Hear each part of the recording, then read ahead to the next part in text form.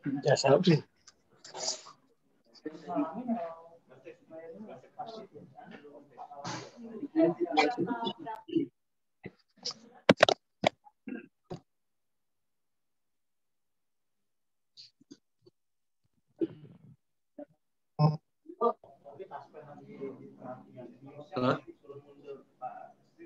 Baik, tafadhol Ustaz, sudah siap nih, silahkan dimulai. Ya, kita mulai. Ya, tafadhol. Bismillahirrahmanirrahim. Assalamualaikum warahmatullahi wabarakatuh. Waalaikumsalam. Alhamdulillah nahmaduhu wa nasta'inuhu wa nastaghfiruh. Na'udzu billahi min shururi anfusina wa sayyi'ati a'malina. May yahdihillahu fala mudilla lahu wa may yudlil fala hadiya lahu. Asyhadu an la ilaha illallah wahdahu la syarika lah. Wa asyhadu anna Muhammadan 'abduhu wa rasuluhu la nabiyya ba'dah. Sallallahu alaihi wa ala alihi wa sallama tasliman mazida. Wa qala rabbuna ta'ala fi kitabihil karim, ya ayyuhalladzina amanu taqullaha haqqa tuqatih wa la tamutunna illa wa antum muslimun. Ya ayyuhan nasu taqu rabbakum alladzi khalaqakum min nafsin wahidah wa khalaqa minha zawjaha wa batha minhuma rijalan katsiran wa nisaa'a wattaqullaha alladzi tasaaluna bihi wal arham innallaha kana 'alaykum raqiba. Ya ayyuhalladzina amanu taqullaha wa qulu qawlan sadida yuslih lakum a'malakum wa yaghfir lakum dhunubakum wa man yuti'illaha wa rasulahu faqad faza fawzan 'azima. Amma ba'd, fa inna asdaqal hadithi kitabullah wa khairal hadi Muhammadin sallallahu alaihi wasallam wa syarrul umuri muhdatsatuha fa inna kulla muhdatsatin bid'ah wa kulla bid'atin dhalalah. Alhamdulillahirabbil alamin. Segala puji dan syukur kita panjatkan kehadirat Allah Subhanahu wa taala. Dengan nikmat dan taufik dari Allah Subhanahu wa taala, di kesempatan sore hari ini Allah Subhanahu wa taala kumpulkan kita di majelis ilmu. Mudah-mudahan majelis kita di sore hari ini diberkahi oleh Allah Subhanahu wa taala dan menjadi sebab kita semua dimudahkan oleh Allah Subhanahu wa taala untuk masuk dalam surga-Nya. Amin ya rabbal alamin. Ikhwani wa akhwati fillah rahimani wa rahimakumullah. Melanjutkan majelis kita dalam pelajaran kitab Al-Adabul Mufrad karya Al-Imam Al-Bukhari rahimahullah taala. Setelah beliau menyebutkan tentang berbakti kepada ibu atau berbakti kepada kedua orang tua setelah meninggalnya. Berikutnya kata beliau rahimahullah taala, bab yang berikutnya, bab yang ke-20, babu birri man kana yasiluhu abuhu. Afwan.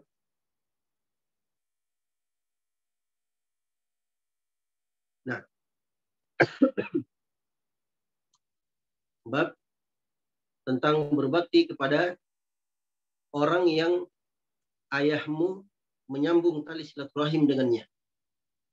Nah, walaupun hadisnya dhaif, tapi tidak mengapa kita bacakan di sini. Kata Al-Imam Al-Bukhari rahimahullah taala, hadatsana Abdullah bin Salih qala hadatsani Al-Laits an Khalid ibn Yazid an Abdullah bin Dinar an Ibn Umar marra a'rabiyyun fi safarin wa kana al-a'rabi sadiqan li Umar radhiyallahu anhu. Dia mengatakan, telah menceritakan kepada kami Abdullah bin Salih, telah menceritakan kepada kami Al-Laits dari Khalid bin Yazid, dari Abdullah bin Dinar, dari Ibnu Umar. Beliau berkata, seorang Arabi, ini seorang Badui Arab, itu pernah lewat dalam sebuah safar. Wa kana Abul Arabi sadiqan li Umar radhiyallahu anhu. Nah, sedangkan bapak si Badui ini itu adalah teman dari Umar bin Khattab. Jadi Ibnu Umar menceritakan ada seorang Badui lewat. Nah, si Badui ini bapaknya itu pernah berteman dengan bapaknya siapa? Umar bin Khattab. Afwan, bapaknya Abdullah bin Umar, yaitu Umar bin Khattab. Faqala lil Arabi, maka Ibnu Umar berkata kepada si Badui tersebut, Alasta ibnu Fulan, bukankah kau ini anaknya si Fulan? Qala bala, iya benar. Fa'amara lahu Ibnu Umar bihimarin kana yasta'qibu wa naza'a imamatahu an ra'sihi fa'a'tahu. Nah.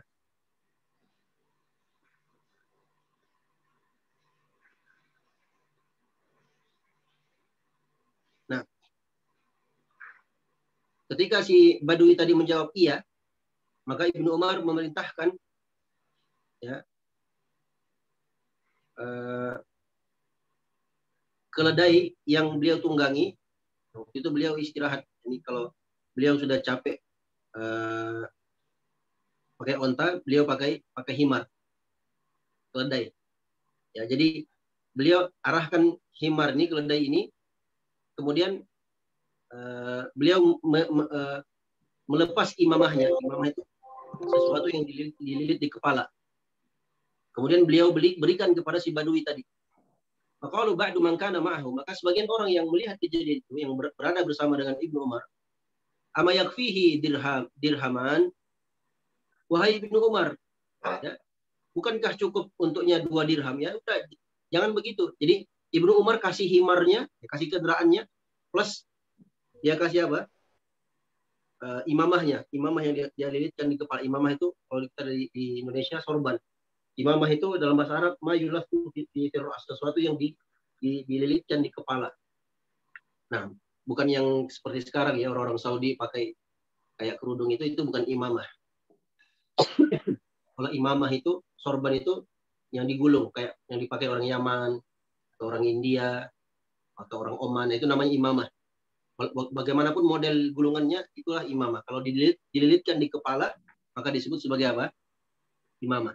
Jadi Ibnu Umar berikan kepada si Arab Badui tadi keledainya plus imamahnya. Maka ada orang yang berkata, wahai Ibnu Umar, ya kenapa tidak kasih 2 dirham saja? Ya kasih uang saja. Jangan ini, mungkin menurut mereka berlebihan, terlalu banyak. Faqala, maka Ibnu Umar berkata, qala Nabi sallallahu alaihi wasallam, Nabi bersabda, ihfad wudda abika. Nabi bersabda, jagalah kecintaan ayahmu. La taqta'hu fayudfi Allahu nuraka. Jangan kau putus kecintaan tersebut sehingga Allah Subhanahu wa taala memadam cahaya wajahmu. Nah, maksudnya begini, jamaah yang semua dirahmati Allah Subhanahu wa taala. Ibnu Umar tahu bapaknya dulu punya hubungan baik dengan siapa? Dengan bapak si Badui tadi. Nah, jadi Ibnu Umar ingin melakukan hal yang serupa untuk menyambung tali silaturahim mereka supaya kecintaan di antara mereka tetap terjaga. Ya. Maka mereka pun memberikan, Ibnu Umar pun memberikan keledainya dan memberikan apa? Memberikan imamahnya. Masya Allah. Ketika ada yang tanya, kenapa kamu seperti itu? Cukup kasih 2 dirham saja. Ya mungkin kalau kita, zaman kita ya cukup kasih uang saja 1 juta, 2 juta, udah cukup. Tapi ini apa? Ibnu Umar malah berikan kendaraannya, kemudian berikan apa? Berikan imamahnya. Subhanallah.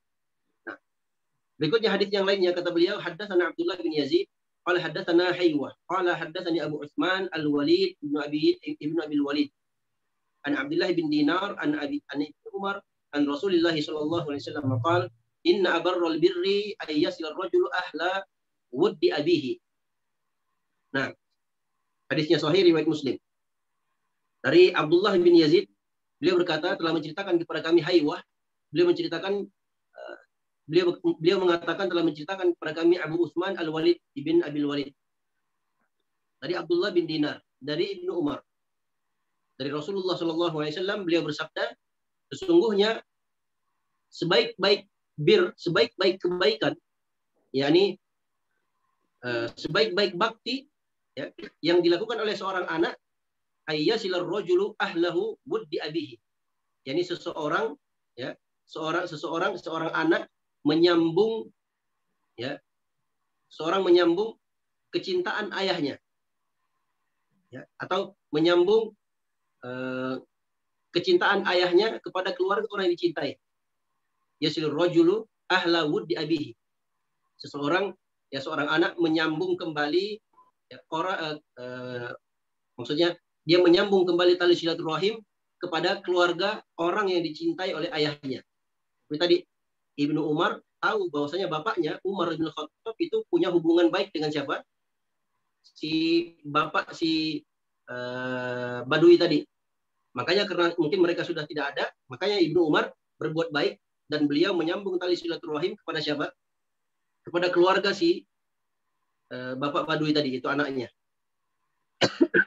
Dengan kata yang lebih simpel, seseorang menyambung tali silaturahim atau berbuat baik kepada keluarga orang yang dicintai oleh ayahnya. Seperti saya punya bapak saya punya hubungan baik dengan Bapak Fulan A. Nah, Bapak Fulan A ini sudah meninggal, tapi dia punya anak-anak, punya keluarga. Nah, saya menyambung, karena orang tua saya nggak ada umpamanya, maka saya menyambung kebaikan orang tua saya dengan cara apa? Saya menjalin tali silaturahim, menjalin hubungan baik dengan keluarga teman bapak saya tadi. Begitu. Masya Allah Ta'ala. Saking dijaganya dalam Islam, tentang apa? Tentang berbakti kepada kedua orang tua. Sampai mereka sudah tidak ada pun, ya kita tetap berbakti, berbuat baik kepada mereka dalam apa? Dalam hal menyambung kebaikan, menyambung tali silaturahim dengan keluarga orang yang kita cintai tadi. Nah, Masya Allah Ta'ala. Berikutnya kata beliau rahimahullah, babu la taqta' man kana yasilu abaka wa yutfa'a nuruka. Wa yutfa'a nuruka. Bab, ya. Beliau menyebutkan satu bab, jangan engkau memutus orang yang dahulu disambung tali persaudaraannya oleh ayahmu. Nah, atau orang yang punya jalinan hubungan dengan ayahmu. Karena kalau kau lakukan seperti itu, kata beliau, fa'anuruka. Sehingga dengannya kalau kau lakukan hal tersebut, kau memutus tali silaturahim, kau memutus tali persahabatan orang yang punya hubungan baik dengan ayahmu, maka Allah akan menghapus cahaya wajahmu. Allah akan menghapus cahaya wajahmu. Walaupun hadisnya dhaif, beliau sebutkan akhbarana Bishr bin Muhammad, qala akhbarana Abdullah bin Lahik, qala akhbarani Sa'ad ibn Ubadah Az-Zuraki anna abahu qala.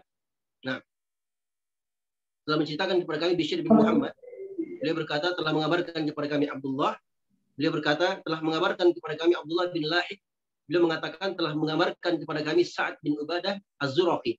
Beliau mengatakan bahwasanya bapaknya menceritakan, yakni Ubadah Az-Zuraki menceritakan, kuntu jalisan fi masjidil Madinati Ma'umar ibn Utsman. Pada suatu hari aku pernah duduk di dalam masjid Madinah bersama Amr bin Utsman, namanya Amr bin Utsman. Tiba-tiba famarra bina Abdullah bin Salam muttaki'an ala ibn akhihi. Tiba-tiba lewat di depan kami Abdullah bin Salam dalam kondisi bersandar, ya, kepada sepupunya. Fanafadha anil majlis. Kemudian beliau pun angkat dari majlis. Tsumma atafa alaihi. Kemudian dia berbuat lembut kepadanya. Faraja alaihim faqala. Kemudian dia kembali kepada mereka di majlis tersebut. Faqala ma syi'ta Amr bin Utsman. Apa yang engkau kehendaki dari Amr bin Utsman? Dua kali ditanya. Apa yang kau inginkan? Apa yang kau kehendaki dari Amr bin Utsman? Ya. Kemudian dia mengatakan, "Fawalladzi ba'atha Muhammadan sallallahu alaihi wasallam bil haqq." Demi, ya, yang telah mengutus Muhammad dengan kebenaran, maksudnya demi Allah. Innahu lafi kitabillah, sungguhnya itu ada dalam kitab Allah. Marratain, dua kali beliau katakan. Ini benar-benar, ya, ada dalam kitab Allah. La taqta' man kana yasilu abaka fa yutfa'u bidzalika nuruka. Jangan engkau memutus tali silaturahim, atau jangan engkau memutus tali kekerabatan atau persahabatan, persaudaraan, atau hubungan baik orang yang telah menyambung tali silaturahim dengan ayahmu. Nah, Masya Allah Ta'ala. Jadi Abdullah bin Salam, ya, waktu itu turun singgah kemudian mendekat kepada Amr bin Utsman.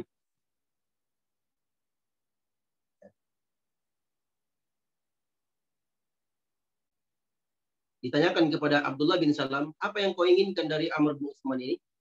Jadi Abdullah bin Salam lewat, dia lihat Amr bin Utsman ya, dalam satu majelis.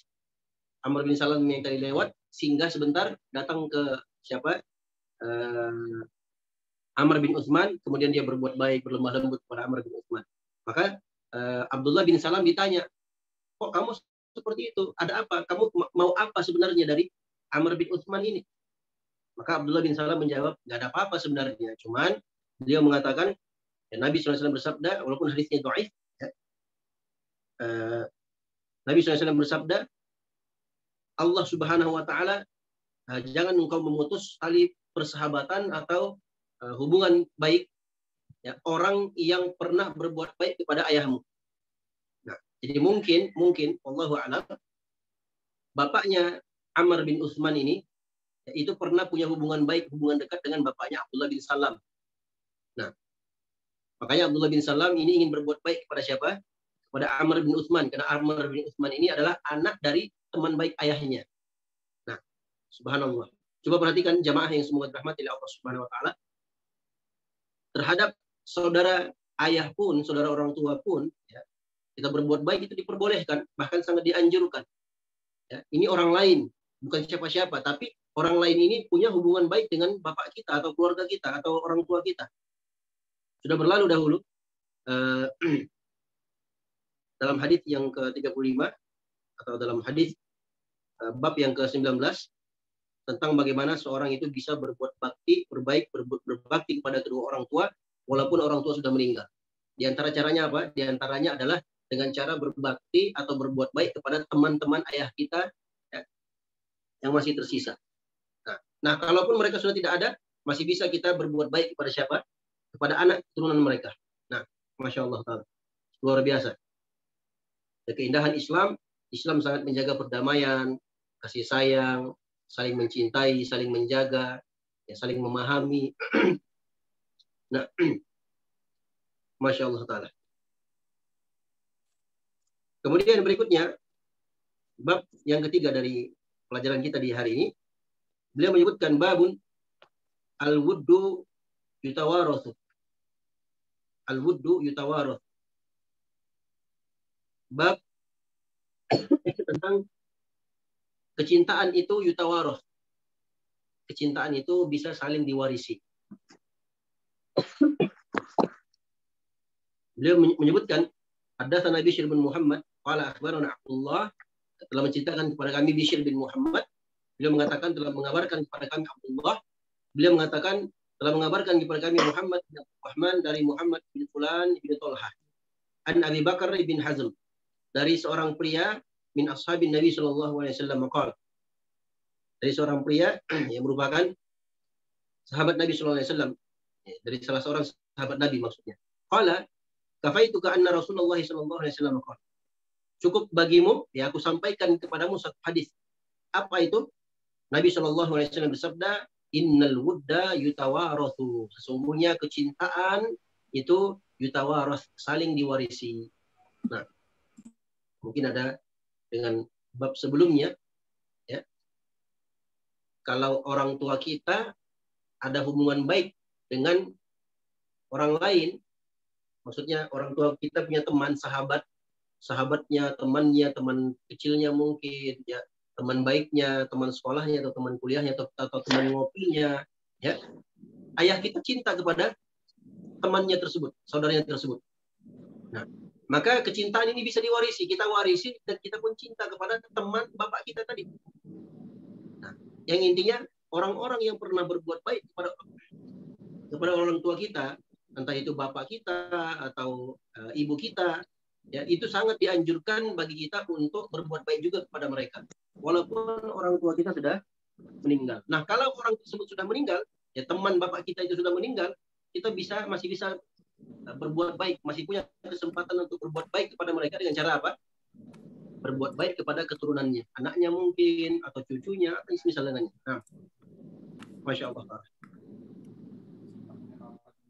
Kemudian kata beliau rahimahullah taala, Bab la yusammir rajulu abahu wa la yajlisu qablahu wa la yamshi amamahu.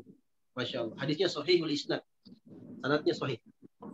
Ini adab di antara adab-adab yang perlu juga kita pelajari di sini. Bab yang ke-23. Kata Imam Al-Bukhari rahimahullah taala, bab la yusammir rajulu abahu. Bab tidak boleh seseorang memanggil ayahnya dengan namanya. Ya. Jadi seorang anak di antara bentuk baktinya pada kedua orang tuanya, dia tidak boleh panggil bapaknya. Umpamanya bapaknya namanya Muhammad. Umpamanya namanya Hasan bin Muhammad. Dia panggil bapaknya dengan nama Muhammad. Hei Muhammad. Ini wahai Muhammad. Atau dia panggil Pak Muhammad. Ini nggak boleh. Nah. Wala yajlisu qablahu. Dan tidak boleh bagi seorang anak duduk lebih dahulu daripada ayahnya. Ini juga adab. Artinya apa? Ya, kalau kita sama ayah kita tidak boleh duduk kecuali ayah kita sudah duduk duluan. Kalau bapak kita atau ayah kita sudah duduk, baru kita boleh duduk. Nggak boleh kita duduk duluan. Ini adab. Wala yamshi amamahu. Ini juga. Ya, dan janganlah seseorang itu berjalan di hadapan ayahnya. Seorang anak, ya, itu harus berjalan di belakang bapaknya. Jangan dia duduk di depan, bapaknya di belakang. Ya, ini nggak boleh. Ini mimbab adab. Ya, mimbab adab. Jangan dia melakukan hal tersebut karena itu keluar dari adab. Kata beliau, haddatsana Abu Rabi'. Telah menceritakan kepada kami Abu Rabi' dari Ismail ibn Zakaria, beliau menceritakan haddatsana Hisham bin Urwah. Telah menceritakan kepada kami Hisham bin Urwah dari ayahnya dan selainnya. Anna Abu Hurairah radhiyallahu anhu absara rajulaini. Faqala li ahadihima ma hadha minka? Faqala abi. Faqala la tusammihi bismihi wa la tamshi amamahu wa la tajlis qablahu. Nah, bahwasanya sesungguhnya Abu Hurairah radhiyallahu taala anhu adalah absara rajulaini. Ya, seorang yang paling absar. Maksudnya seorang yang paling cerdas di antara dua orang. Ya, atau afwan, anna Abu Hurairah absara rajulaini. Abu Hurairah pada suatu ketika dia pernah lihat ada dua orang sedang berjalan. Dua orang sedang berjalan. Faqala li ahadihima, maka Abu Hurairah menegur mereka berdua. Abu Hurairah menegur mereka berdua. Maka Abu Hurairah tanya kepada salah satu di antara dua orang tadi. Ma hadza minka? Siapa ini? Apamu ini? Faqala, maka orang tersebut jawab, ini ayahku. Jadi mereka anak beranak, anak dan ayahnya berjalan. Melihat oleh Abu Hurairah, Abu Hurairah tegur. Ini wahai fulan, ini siapamu? Kata orang itu, ini ayahku. Faqala la tusammihi bismihi. Maka Abu Hurairah menasihatkan, jangan kau menyebut namanya. Ini tidak boleh kau panggil dia dengan namanya. Wala tamshi amamahu, dan jangan kau berjalan di depannya. Wala tajlis qablahu, dan jangan kau duduk sebelumnya.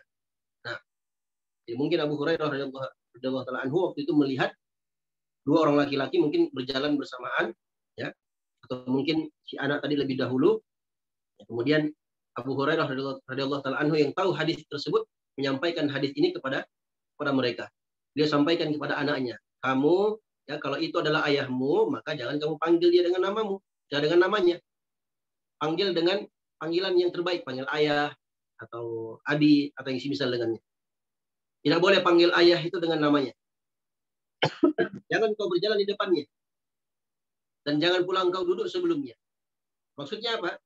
Tidak diperbolehkan bagi seorang hamba, seorang anak, berjalan di depan ayahnya. Atau duduk lebih dulu daripada ayahnya. Nah, karena adabnya harus bapaknya lebih dahulu. Kemudian kalau dalam hal duduk, mereka mungkin datang ke rumah orang, dipersilakan duduk, atau sudah sampai di rumah. Dia tidak boleh duduk lebih dahulu. Harus bapaknya lebih dahulu. Nah, Masya Allah Ta'ala.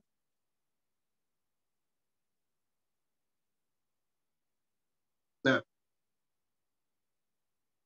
kemudian beliau menyebutkan bab berikutnya. Hal yukni abahu, atau hal yukanna abahu atau hal yukni abahu. Apakah boleh seseorang memanggil kunyah bapaknya? Sebelumnya saya jelaskan dahulu apa yang dimaksud dengan kunyah. Kunyah itu ya, nama sapaan yang didahului dengan abu. Ya. Umpamanya tadi Umar bin Khattab, ya, punya namanya siapa? Abdullah ibnu Umar. Nah, kalau begitu Umar ini ya, punya nama panggilan Abu Umar. Ya, afwan, Abu Abdillah. Abu Abdillah. Nah,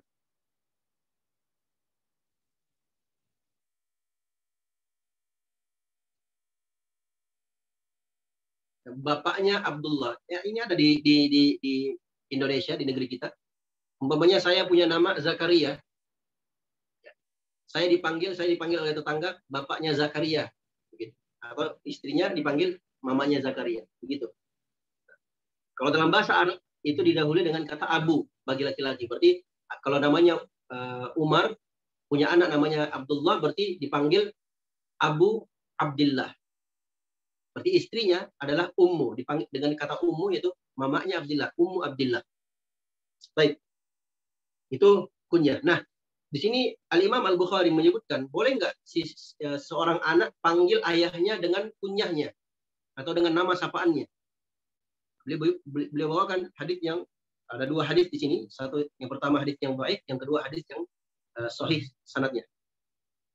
Beliau mengatakan hadatsana Abdurrahman bin Ibnu Syaibah qala akhbarani Yunus bin Yahya ibn Nubatah an Ubaidillah bin Mawhab an Syahr bin Hausyab qala kharajna ma'a Ibnu Umar faqala lahu Salim as-salah ya Aba Abdurrahman. Nah, Masya Allah Ta'ala. Dari Abdurrahman bin Ibnu Syaibah, beliau berkata, telah mengabarkan kepada kami Yunus bin Yahya bin Nubatah dari Ubaidillah bin Mawhab dari Syahr bin Hausyab. Beliau berkata, nah, kharajna ma'a Ibnu Umar. Pada suatu hari kami pernah keluar bersama Ibnu Umar. Faqala lahu Salim. Maka Salim mengatakan, Salim anaknya, as-salatu ya Abu Abdurrahman. As-salatu ya Abu Abdurrahman. Salat wahai Abu Abdurrahman. Nah, demikian pula hadis yang kedua dibawakan dengan sanad yang sahih dari Abu Abdullah, yakni Al-Bukhari. Yang Imam Al-Bukhari mengatakan telah menceritakan kepada kami ashabuna, sahabat-sahabat kami, dari Waqi', dari Sufyan, dari Abdullah bin Dinar, dari Ibnu Umar.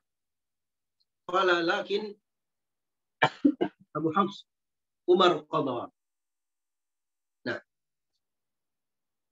dari Sufyan, dari Waqi', dari Sufyan, dari Abdullah bin Dinar, dari Ibnu Umar. Ibnu Umar berkata, lakin Abu Hafsin Umar qadha. Akan tetapi Abu Hafs Umar telah menetapkan demikian. Nah, maksudnya mungkin ada orang yang melarang memanggil ayah dengan kunyahnya, akan tetapi Umar, Abu Hafs, ya, telah melakukan hal demikian. Nah, Masya Allah Ta'ala. Tadi siapa? Abdurrahman, Abdullah bin Umar, radhiyallahu ta'ala anhuma, itu dipanggil oleh Salim dengan sebutan Abu Abdurrahman atau Abu Abdurrahman. Ini menunjukkan kepada kita tentang bolehnya, karena sebagian salaf, ini para sahabat terdahulu, demikian pula tabi'in, mereka terbiasa memanggil ayah mereka dengan kunyahnya. Nah, itu sesuatu yang dianggap sopan. Sesuatu yang dianggap sopan. Demikian pula Ibnu Umar radhiyallahu taala anhu juga menyebutkan hal demikian. Karena satu ketika mereka membicarakan tentang satu permasalahan, maka Ibnu Umar bilang, tapi Abu Hafs Umar menghukum demikian. Jadi mungkin begini. Jadi mereka sedang diskusi satu perkara, tentang hukum, ya. Kemudian ada orang yang mungkin menyanggah belum pernah mendapatkan atau tidak sependapat dengan hukum tersebut. Kemudian Ibnu Umar, Abdullah bin Umar mengatakan, tapi Abu Hafs Umar ya, menyebutkan demikian. Abu Hafs Umar, Abu Hafs ini nama kunyah lain dari kunyahnya Umar bin Khattab radhiyallahu taala anhu. Karena Umar punya anak namanya Hafsah. Nah, atau beliau disebut atau dipanggil dengan julukan panggilan Abu Hafs. Jadi Ibnu Umar sebagai seorang anak menyebut kunyah bapaknya, yaitu Abu Hafs. Nah, ini diperbolehkan. Dan beliau sebutkan Umar. Berarti beliau sebut kunyah bapaknya sekaligus menyebut nama bapaknya. Ini diperbolehkan. Nah, karena ini bukan bab memanggil. Jadi kalau si anak, umpamanya sang anak menceritakan tentang ayahnya, Abu Hafs Umar, itu boleh. Ya. Yang tidak boleh itu adalah seorang anak panggil bapaknya dengan panggilannya, apalagi panggil namanya, ini nggak boleh. Tapi kalau panggil kunyahnya itu diperbolehkan. Ya, itu diperbolehkan. Tapi kalau panggil nama ini nggak boleh. Nah, di sini Abdullah bin Umar menyebutkan, akan tetapi Abu Hafs Umar pernah menghukumi demikian. Ketika mereka mungkin sedang berdiskusi, langsung Abdullah bin Umar menimpali bahwasanya bapaknya, yaitu Umar, ya, itu pernah menghukumi perkara tersebut, menetapkan perkara tersebut. Artinya apa? Umar bin Khattab ini pernah menetapkan satu hukum dengan apa yang mereka diskusikan sekarang. Nah, di sini yang menjadi inti pembahasannya, Abdullah bin Umar menyebutkan bahwasanya Abu Hafs Umar bin Khattab, beliau menyebutkan kunyah bapaknya sekaligus menyebut nama bapaknya. Ini diperbolehkan memanggil atau menyebut nama bapak. Yang tidak boleh itu adalah memanggil bapak kita atau memanggil ayah kita dengan nama aslinya. Itu nggak boleh. Tapi kalau dengan nama kunyahnya, nama panggilannya, ini boleh. Ya, umpamanya saya punya bapak. Ya, bapak saya berarti kunyahnya Muhammad. Nama saya Muhammad Tamrin, berarti bapak saya Abu Muhammad. Saya bilang, ini boleh. Karena bapak saya, Abu Muhammad, membolehkan hal itu. Jadi sekedar mengabarkan, menyampaikan ilmu atau mengabarkan itu boleh. Tapi saya tidak boleh panggil bapak saya dengan namanya. Ya, umpamanya nama bapak saya Tajuddin umpamanya. Saya katakan, bapak saya Abu Muhammad Tajuddin pernah bercerita begini, dan begini. Ini boleh atau tidak? Boleh. Nah, tapi kalau saya panggil ayah saya, hanya diperbolehkan Abu Muhammad saja. Wahai Abu Muhammad, boleh. Ayo makan, makanan sudah siap, boleh. Tapi saya tidak boleh panggil dengan namanya. Wahai Tajuddin umpamanya. Saya panggil bapak saya dengan namanya, ini nggak boleh. Nah, Masya Allah. Jadi, dalam hal memanggil, hanya diperbolehkan nama kunyah. Nama aslinya nggak boleh.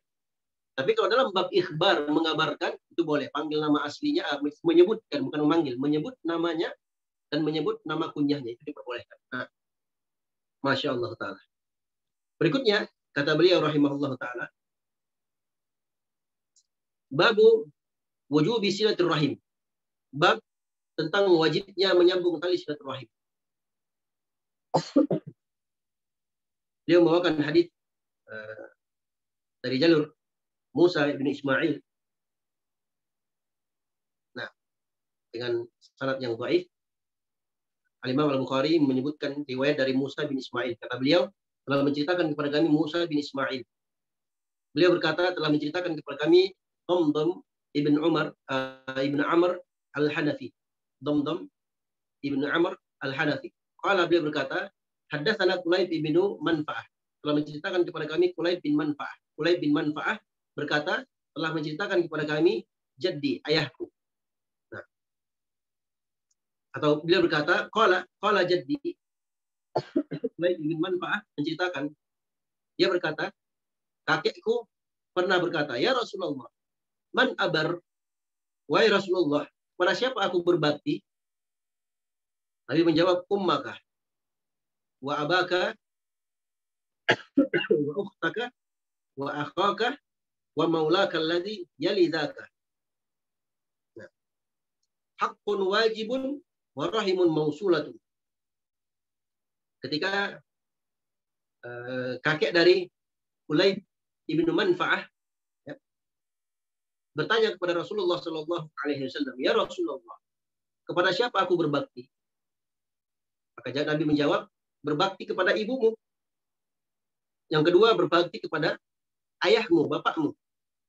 Yang ketiga, berbakti kepada ukhtaka, saudarimu. Kemudian wa akhaka, dan engkau berbakti kepada saudaramu. Kemudian engkau berbakti kepada wa maulaka alladhi yalidaka, dan maulamu, budakmu yang setelah itu. Mereka itu ya adalah hakun wajibun. Itu adalah perkara yang diwajibkan dalam agama kita. Apa wa maulaka alladhi yalidaka, maula ini penolongmu, keluargamu yang lebih dekat kerabatnya setelah itu. Ya, jadi ayah, ibu, saudari, saudara, kemudian mungkin setelahnya paman atau tante atau sepupu kita, anak dari paman kita atau anak dari bibi kita dan seterusnya. Nah, ini orang yang paling dekat setelahnya setelah mereka. Itu adalah hak yang wajib dipenuhi. Ya, itu adalah hak yang wajib dipenuhi, wajib dilakukan. Rahimun mausulatun, dan itu merupakan rahim, ya, tali persaudaraan ya, yang tersambung, ya, yang disambung, maksudnya yang harus disambung. Ya. Maksudnya tali silaturahim, tali kekerabatan yang wajib untuk disambung. Nah, Masya Allah Ta'ala. Jadi ini lebih utama, jamaah yang semoga dirahmati Allah Subhanahu Wa Ta'ala. Ya. Jadi berbakti itu kepada bapak dulu, kepada ibu, bapak, kemudian saudara kita, setelah itu orang-orang terdekat setelah itu. Mungkin om kita, paman kita, bibi kita, setelah itu mungkin anak-anaknya, ya, dan seterusnya. Nah, Masya Allah Ta'ala. Walaupun hadisnya dhaif. Ya.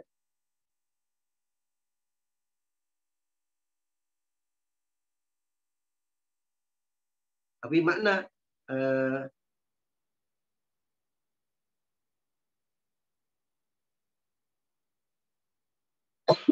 makna untuk berbakti kepada kedua orang tua, ya, dibikin pula berbakti kepada kerabat. Di sini adalah perkara yang memang dianjurkan dalam agama kita.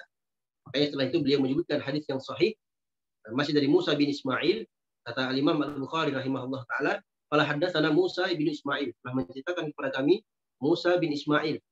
Nah, dia berkata, haddatsana Abu Awanah, telah menceritakan kepada kami Abu Awanah.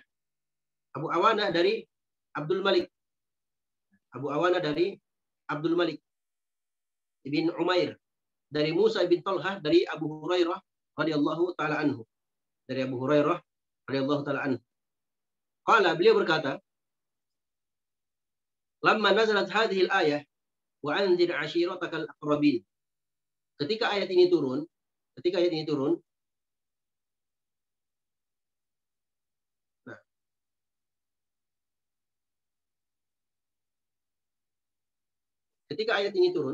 sama yang semoga dirahmati oleh Allah Subhanahu Wa Taala,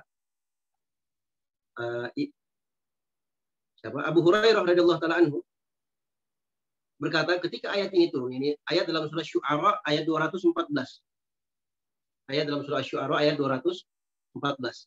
Ketika ayat ini turun, qaman Nabi sallallahu alaihi wasallam, ayatnya berbunyi wa anzir ashiratakal aqrabin, dan berilah peringatan kepada ashiratakal aqrabin, keluargamu, kerabat terdekatmu. Ya, jadi kita diperintahkan untuk memberi peringatan, memberikan nasihat, memberikan wejangan kepada orang terdekat. Siapa keluarga terdekat kita? Ya mungkin orang tua kita, kemudian saudara-saudara kita. Ya, kalau mungkin yang sudah berkeluarga, istri atau suami atau anak-anak dan seterusnya. Maka ketika ayat ini turun, qaman Nabi sallallahu alaihi wasallam fanada. Maka ketika ayat ini turun, maka Nabi sallallahu alaihi wasallam bersabda, fanada. Nabi SAW bangkit, kemudian beliau berteriak, memanggil, ya Bani Ka'ab ibn Lu'ay, wahai Bani Ka'ab bin Lu'ay. Ini semua keluarga-keluarga Nabi SAW. Angkidhu anfusakum minan nar, jagalah diri kalian dari api neraka. Ya Bani Abdi Manaf, wahai Bani keturunan Abdu Manaf. Angkidhu anfusakum minan nar, jagalah diri kalian dari api neraka. Ya Bani Hashim, wahai Bani Hashim, wahai keturunan Hashim, angkidhu anfusakum minan nar, jagalah diri kalian dari api neraka. Ya Bani Abdul Muttalib, wahai keluarga Abdul Muttalib. Nah, Angkitu anfusakum. Jagalah diri kalian dari api neraka. Ya Fatimah binta Muhammadin. Wahai Fatimah binti Muhammad. Jadi beliau ingatkan keluarga terdekatnya sendiri, itu anak perempuannya. Angkiri anfusaki minan nar. Jagalah dirimu, ya. Jagalah dirimu wahai Fatimah dari api neraka. Nah, fa inni la amliku laka minallahi syai'a. Karena sesungguhnya aku tidak mampu untuk membelamu nanti di hadapan Allah. Ini aku tidak memiliki apa-apa kemampuan atau hak. Ya.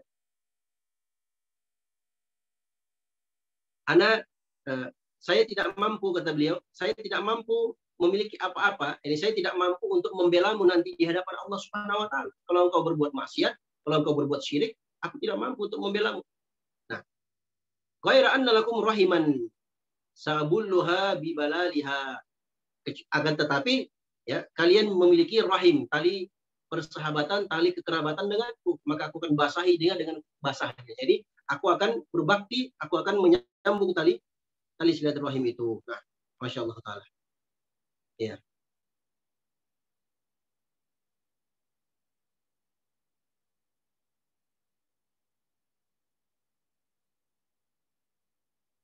Nah.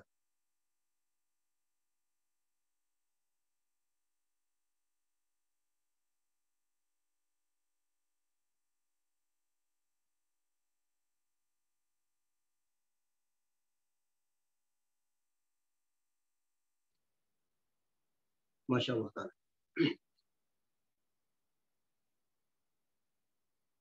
Jadi Nabi Shallallahu Alaihi Wasallam mengingatkan kepada kita, bahwasanya beliau sendiri pun tidak mampu memiliki apa-apa. Yani beliau sendiri pun tidak mampu untuk membela siapapun itu, walaupun itu keluarga kerabat terdekatnya, kalau mereka tidak mau menjaga diri mereka dari api neraka. Nah, artinya apa? Nabi mengingatkan ketika Allah Subhanahu wa taala perintahkan, berikan peringatan kepada keluarga terdekatmu. Intinya apa? Intinya Nabi SAW menyampaikan apa yang diperintahkan oleh Allah Subhanahu wa taala, dan beliau sampaikan, wahai Fatimah, jadi orang paling terdekat dengan beliau, anak perempuan beliau, putri beliau. Aku tidak mampu untuk memberikan apapun kepadamu aku tidak mampu memberikan apapun kepadamu. Fa inni la amliku laki minallahi syai'a. Aku tidak memiliki apapun, ya, tidak memiliki kemampuan apapun di hadapan Allah Subhanahu wa taala. Maka kalian jaga diri kalian dari api neraka. Akan tetapi kalian punya tali silaturahim, tali kerabatan denganku. Maka dari itu, ya, maka dari itu, ya, aku akan menjaga tali kerabatan tersebut. Aku akan basahi dia dengan basahnya. Maksudnya aku akan menjaga tali kerabatan tersebut. Nah, Masya Allah. Allah Ta'ala alam, ini dapat kita sampaikan. Mudah-mudahan bermanfaat. Intinya, jamaah yang semoga dirahmati oleh Allah Subhanahu wa taala. Hadis-hadis yang kita bacakan itu menunjukkan kepada kita tentang wajibnya menjaga tali silaturahim. Terlebih khusus kepada keluarga terdekat kita atau orang terdekat kita. Nah, orang yang dekat dengan kita, orang yang terdekat dengan kita, ya, itu hendaknya kita menjaga tali silaturahim dengannya, ya, menjaga tali kekerabatan dengannya. Bukan malah kita memutus tali kekerabatan, ya. Bahkan orang lain pun yang itu punya yang tidak punya sangkut paut dengan kita, tapi karena dia punya hubungan baik dengan ayah kita atau orang tua kita pun, kita harus berbuat baik dengan mereka. Pada intinya di sini disebutkan tentang adab-adab Islami, bagaimana seorang Muslim berinteraksi dengan orang terdekatnya, demikian pula dengan orang lain. Allah Ta'ala, ini dapat saya sampaikan, mudah-mudahan bermanfaat. Waktu yang tersisa saya persilahkan kepada jamaah yang ingin bertanya seputar pembahasan, dipersilahkan. Nah.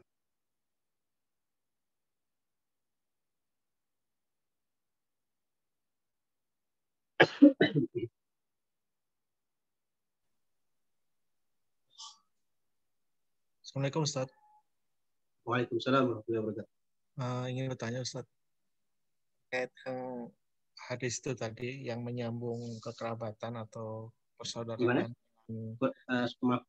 Suaranya kurang jelas. Terkait dengan hadis yang tadi itu menyambung persahabatan dan pertemanan istilahnya dengan orang-orang yang dulu pernah bersahabat atau berkerabat dengan ayah atau ibu kita. Itu kalau seandainya seumpama ada teman dari ayah atau ibu kita yang sudah meninggal, itu ternyata dulunya dia membawa dampak yang kurang baik kepada ayah dan ibu kita, apakah tetap kita sambung persahabatan atau pertemanan, Ustaz? Oh enggak, ini yang disampaikan di sini adalah orang-orang yang punya hubungan baik dengan keluarga kita, dengan orang tua kita. Nah, kalau orang yang tidak ada ya, tidak ada hubungan atau bahkan mungkin pernah melakukan hal-hal yang tidak baik pada orang tua kita, ya tidak perlu disambung karena memang tidak ada urusan memang.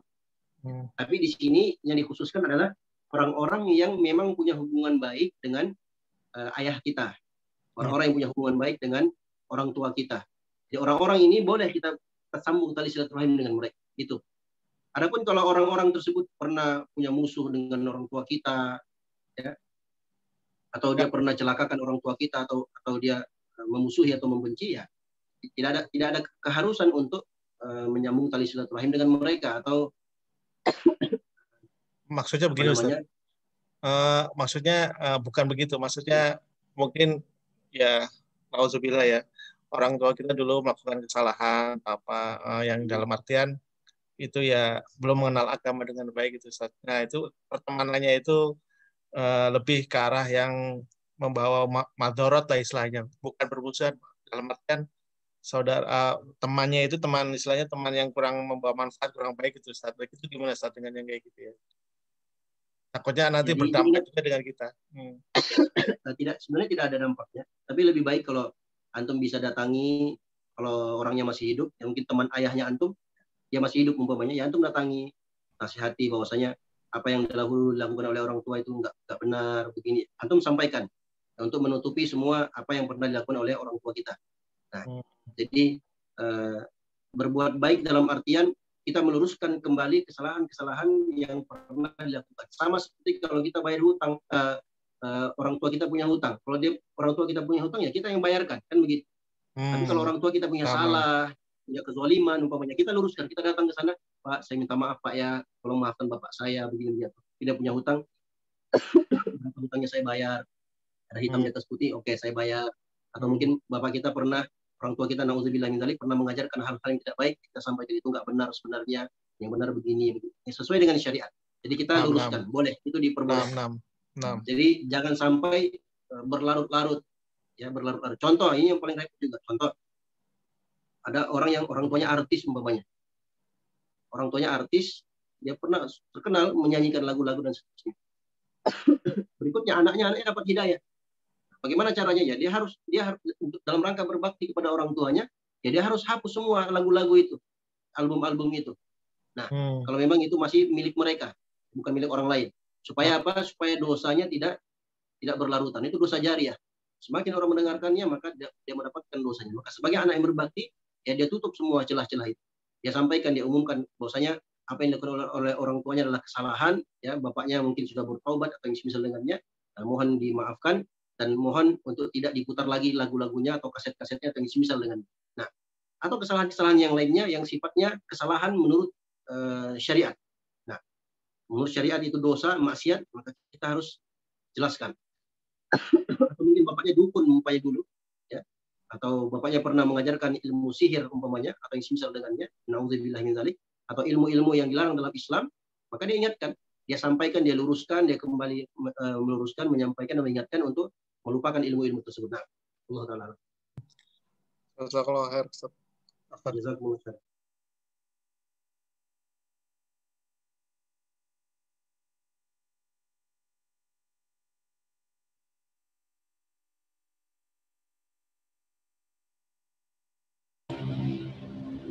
Assalamualaikum Pak Ustaz. Waalaikumsalam warahmatullahi wabarakatuh. Ustaz, saya mau nanya ini. Apakah suaranya agak jauh, Pak? Ya, kecil. Halo? Pak Ustaz, saya mau nanya. Yang pertama itu misalnya kalau ada seseorang gitu ya, masuk surga gitu ya. Nah, terus apabila ada seseorang misalnya dia diputuskan masuk surga gitu kan, dia masuk surga, terus apakah dia bisa menarik orang-orang dekatnya, misalnya keluarga atau siapa, istilahnya memberikan pertolongan biar bisa ikut masuk surga gitu ya. Itu yang pertama. Masya Allah. Terus yang kan kadang-kadang kita dibilangin bertemanlah dengan orang-orang yang baik gitu kan, dengan harapan nanti kita bisa dibantu gitu kan, nanti kalau saat dia masuk surga gitu kan. Nah, itu yang pertama. Terus yang kedua, kalau kita berteman itu apakah harus pilih-pilih ya, artinya kalau kita milih yang baik aja nanti yang kurang baik berarti nggak bisa dikasih tahu gitu kan. Gitu. Terus saya nanya satu lagi Pak Ustadz ini, tapi tidak di topik ini ya. Ini kasus yang saya alami itu. Jadi waktu itu saya mau ada adzan subuh gitu kan, adzan subuh. Ada apa? Adzan waktu adzan subuh. Waktu adzan. Nah, teman saya itu kok udah adzan duluan gitu kan. Nah, saya sedangkan di jadwal saya itu belum waktunya gitu kan. Nah, terus besoknya saya ajak ngobrol kan. Nah, dia ternyata memang dia waktunya benar, dia pakai Google kan. Nah, saya pakai yang itu aplikasi. Nah, waktunya memang beda itu. Nah, itu gimana Pak Ustadz, menurut Pak Ustadz yang benernya seperti apa? Terima kasih. Nah, Masya Allah. Ini masalah orang masuk surga, kemudian boleh nggak orang masuk surga yang sudah diputuskan masuk surga oleh Allah, dia tarik orang lain untuk masuk surga? Nggak boleh lah, ya, nggak boleh. Karena hak masuk surga atau tidaknya seorang itu bukan hak kita. Kita alhamdulillah mesti masuk surga. Kita ingin juga orang lain masuk surga, ya itu sudah di akhirat sudah Allah yang putuskan, itu hak Allah. Walaisa lil insani illa ma sa'a. Dan seorang itu tidak mendapatkan kecuali apa yang dia usahakan. Kita ingin si fulan masuk surga, tapi dia sendiri berbuat maksiat, berbuat syirik. Kita kan tidak bisa memaksakan kehendak orang juga. Nah, jadi masing-masing dengan amalannya. Nah, jadi yang pertama. Kemudian yang kedua, apakah kita harus memilih-milih teman? Iya. Kita harus memilah-milah teman. Kita berteman dengan teman yang baik. Mungkin ada berkata, terus bagaimana kalau orang yang jelek? Tidak ada dong teman mereka. Ya kalau kita sudah jadi baik, kita sudah bisa mempengaruhi orang, bisa mengajak orang lain, kita tidak apa-apa, boleh. Ya, mereka yang berteman dengan kita, nanti kita keluarkan kebaikan-kebaikan yang kita ketahui. Nah, tapi berteman dengan orang yang jelek, kalau kita tahu kita tidak bisa menasihati dia, tidak bisa merubahnya, tidak bisa mengajaknya kepada kebaikan, ya lebih baik jangan. Karena Nabi sudah ingatkan, permisalan teman yang baik itu, teman yang jelek itu bagaikan nafikul kir, seorang pandai besi.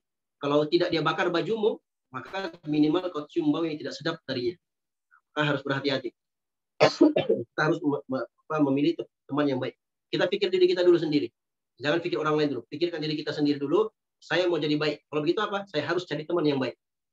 Jangan sebaliknya. Jangan logikanya sebaliknya. Bagaimana teman-teman yang jelek? Ya. Kalau saya tidak berteman dengan mereka, nanti kita jadi jelek juga.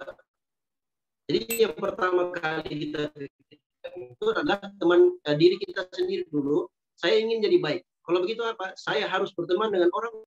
Nah, bukan berteman dengan azan tadi ya. Kalau ada perselisihan seperti itu, dipastikan lagi jadwalnya di masjid terdekat, di masjid tertentu, di masjid tersebut. Ya, kalau memang waktunya sudah pas seperti itu, ya kalau dia yang muadzin, ya biarkan dia. Muadzin itu mu'tamad, dia yang dijadikan mu'tamad, dijadikan patokan ukuran, ya patokan ukuran. Kalau walaupun dia salah, nanti dia yang tanggung di sisi Allah Subhanahu wa taala. Walaupun ternyata di aplikasi kita masih ada 3 menit lagi. Sedangkan dia sudah azan duluan, mungkin dia pakai patokan yang lain. Itu dia yang tanggung, bukan kita. Tapi tetap bisa didiskusikan dengan baik, bisa bertemu. Ya mungkin bisa jadi aplikasi kita yang salah, bisa jadi. Maka sebaiknya dibicarakan baik-baik, dimusyawarahkan baik-baik, didiskusikan mana sebenarnya lebih tepat. Lebih tepat itu kalau diukur sendiri langsung dengan matahari, dengan perputaran matahari. Nah, itu ada ilmunya. Nah, Allah Ta'ala.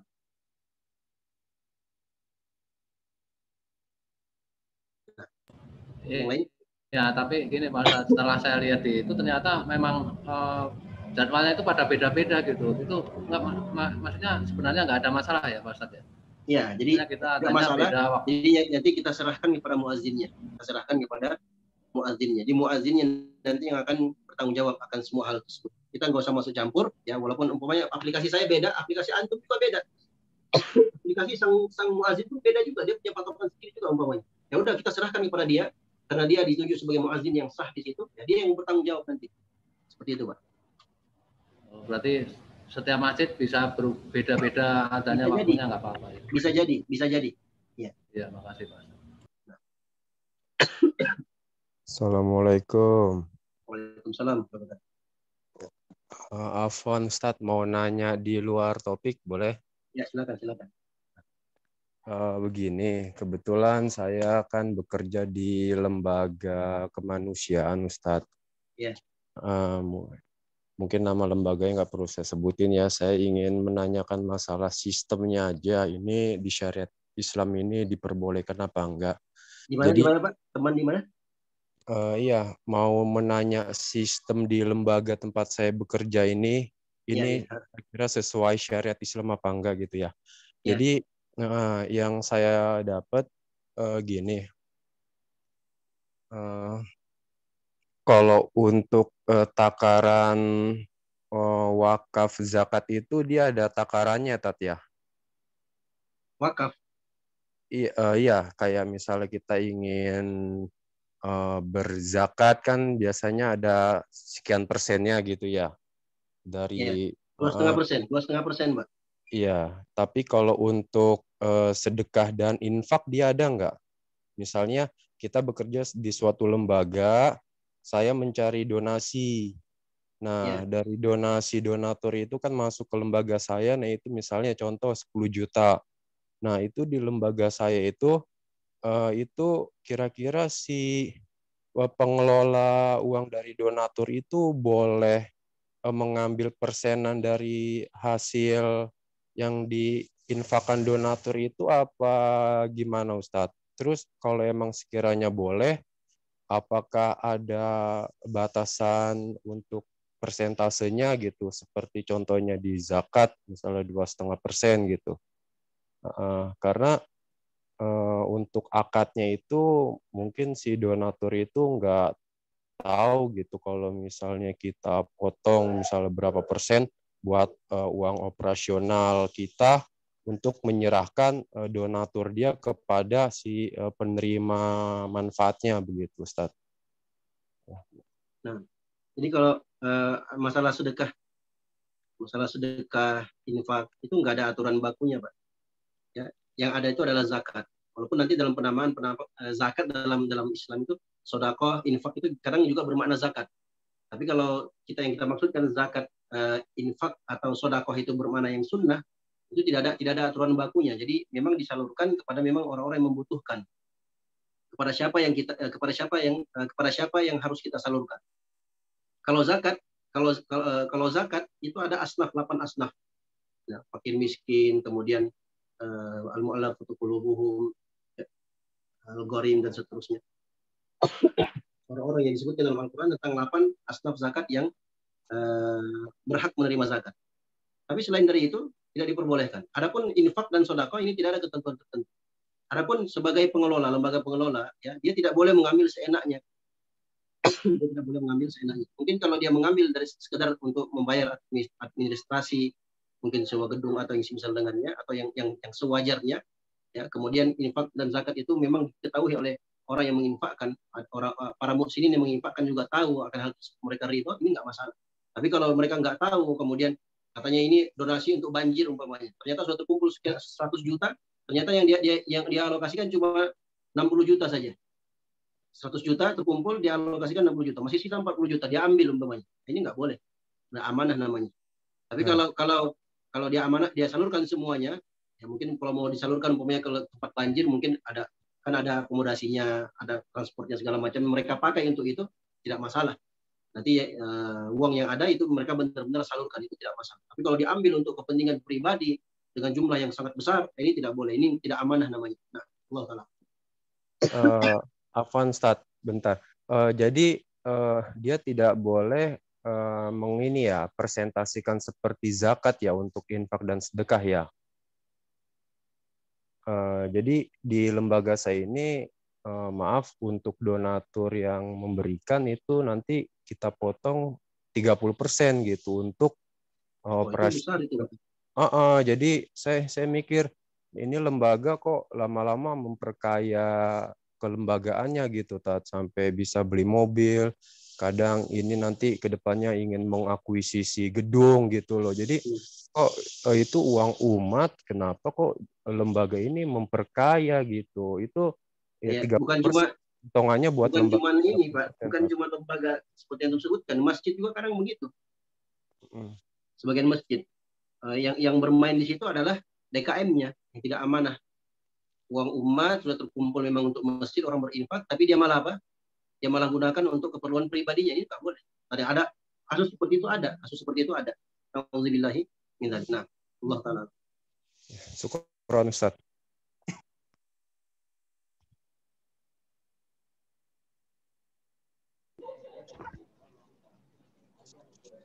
Baik Ustadz, mungkin sudah cukup Ustadz. Ya. Kajian ini silahkan ditutup Ustadz. Tafadhol. Ya. Nah, Allah taala alam, ini dapat kita sampaikan, mudah-mudahan bermanfaat. Semoga Allah SWT berikan taufiknya pada kita semua untuk selalu istiqomah di atas agamanya, istiqomah dalam agamanya. Mudah-mudahan Allah SWT kumpulkan kita semua dalam surganya sebagaimana Allah kumpulkan kita di majlis ini. Kita berdoa semoga Allah SWT beri taufik pada kita semua untuk meraih husnul khatimah di akhir kehidupan kita. Amin ya rabbal alamin. Allah taala alam. Wassalamualaikum. Kita tutup majlis kita dengan doa kafaratul majlis. Subhanakallahumma bihamdika asyhadu an la ilaha illa anta astaghfiruka wa atubu ilaik. Wassalamualaikum warahmatullahi wabarakatuh. Waalaikumsalam Waalaikumsalam warahmatullahi wabarakatuh. Jazakallah khair Ustaz.